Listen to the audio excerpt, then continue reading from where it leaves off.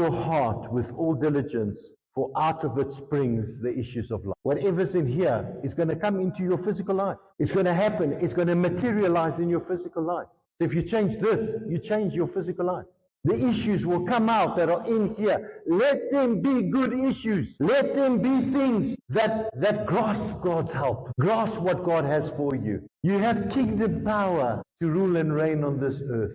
You have something called authority, which is exousia power, which is physical and mental strength. When you say, I can't handle this anymore, you've just got to a place where you can call onto the aid of God.